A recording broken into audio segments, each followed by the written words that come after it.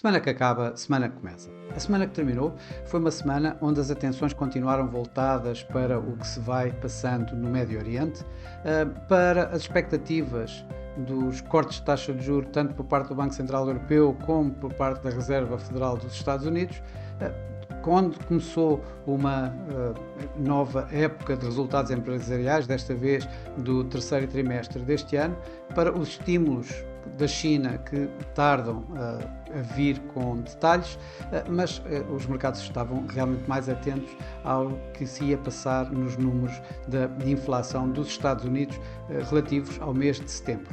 No Médio Oriente a situação manteve-se quente, com as tensões as tensões geoestratégicas a continuarem bastante elevadas, enquanto o mercado continua a aguardar pela prometida resposta israelita a ir ao Irão, que poderá levar a uma nova, ou não, a uma nova vaga de aversão ao risco nos mercados financeiros em geral. Mas os mercados estavam expectantes, principalmente ao que se ia passar nos números da inflação dos Estados Unidos, que se colocaram um pouco acima do esperado, ou seja, o mercado estava à espera de uma aceleração maior no trajeto de deflação. Isso não aconteceu. Os preços que voltaram a subir 0,2% em linha com o que tinha acontecido já no mês anterior, face a 0,1% esperados, e a inflação a cair só de 2,5% para 2,4%, quando o mercado esperava 2,3%. Aliás, a inflação subjacente ainda se colocou um pouco mais acima, veio dos 3,2% para os 3,3%, quando o mercado estava a contar que se mantivesse nos tais 3,2%. Isto, obviamente, gerou mais uma série de discursos, mais uma série de comentários dos representantes da Reserva Federal, que continuam a reiterar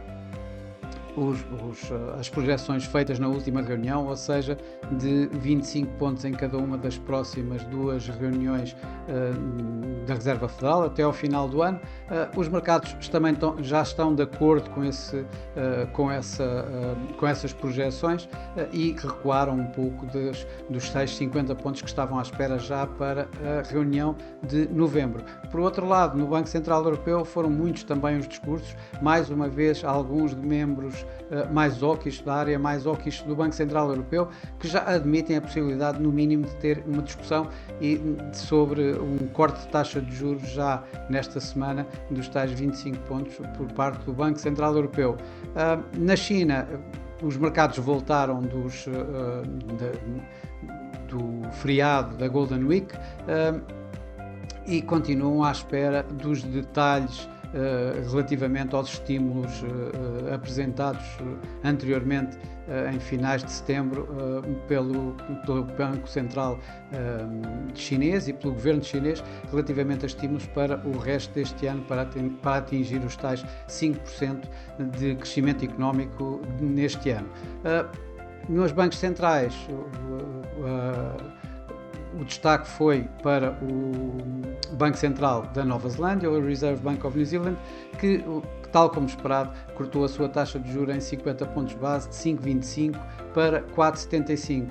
Começou a época de resultados empresariais do terceiro trimestre deste ano e começou em grande, com os mercados a reagirem bem aos resultados apresentados tanto pelo JP Morgan Chase como pelo Wells Fargo, dois dos maiores bancos norte-americanos, que apresentaram lucros acima do esperado e que levou novamente os mercados a entrarem, digamos, com o pé direito neste início de época de resultados. Aliás, os mercados acionistas esta semana terminaram praticamente todos positivos, exceção feita à Ásia, em que a China acabou por recuar, de alguma forma corrigindo os fortes ganhos que se fizeram sentir antes,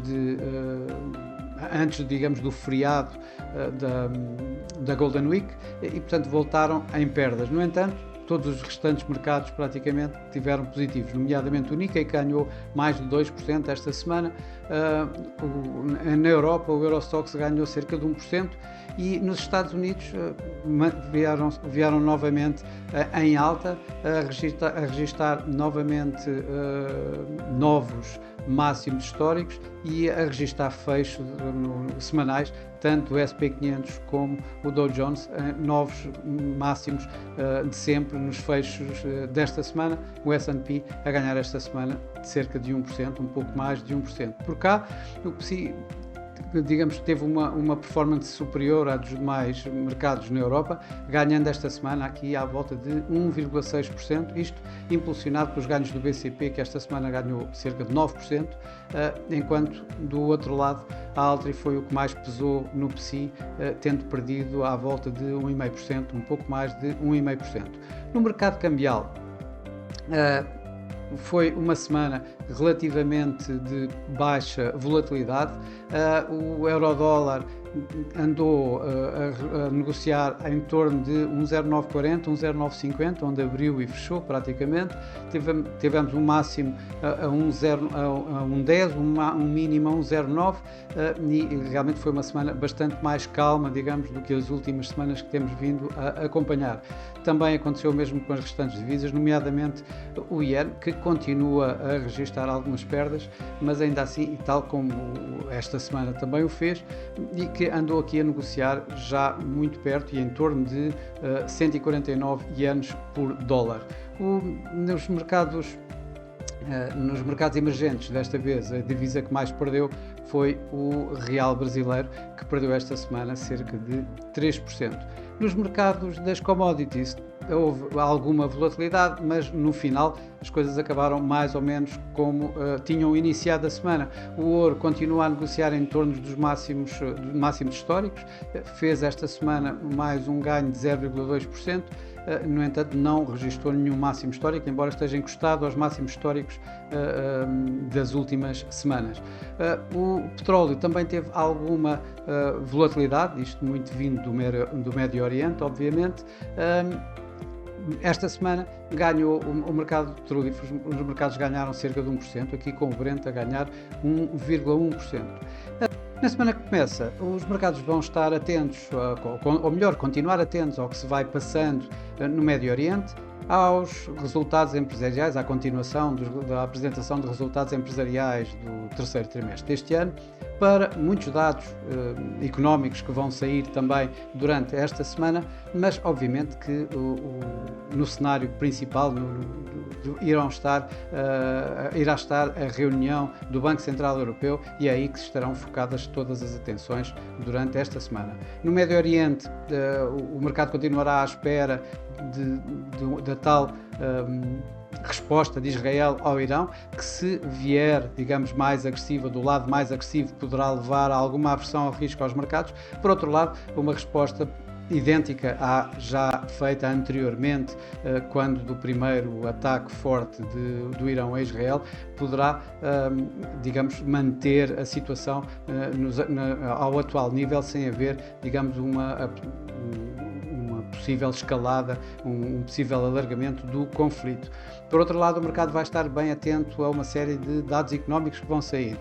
Nos Estados Unidos vão principalmente os dados das vendas a retalho, serão os talvez mais importantes a olhar durante esta semana. No Reino Unido vamos ter dados da inflação e dados do mercado de trabalho, ambos bastante importantes para a possível decisão de corte de taxa de juros ou não por parte do Banco de Inglaterra nas próximas semanas, e na China vamos ter um elevado número de dados económicos, e esses dados na China poderão ter o condão, digamos, de uma vez mais impactar os mercados financeiros globais, caso possamos ver um crescimento económico chinês a levar, digamos, todo o resto das economias globais. Nos Estados Unidos vamos continuar a ter inúmeros discursos e comentários dos vários governadores da Reserva Federal dos Estados Unidos. Em particular, vamos ter o influente Christopher Waller esta semana. Eu creio que poderemos estar aqui assim, uma vez mais, a ouvir mais do mesmo, ou seja, a reiterar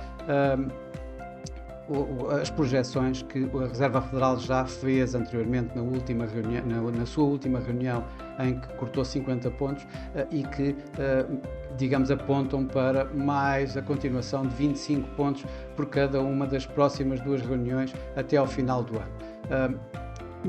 Mas o mercado vai estar essencialmente à espera do que se vai passar no Banco Central Europeu. A grande maioria do mercado está à espera de um corte de 25 pontos por parte do BCE, o segundo corte, um corte consecutivo da última reunião.